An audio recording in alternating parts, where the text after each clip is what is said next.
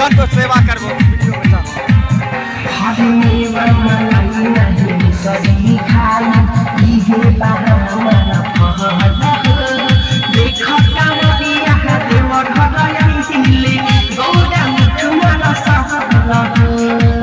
आइले अनुराग कठिन दगारे आइले अनुराग कठिन दगारे भाग्य कर्म दे गंधे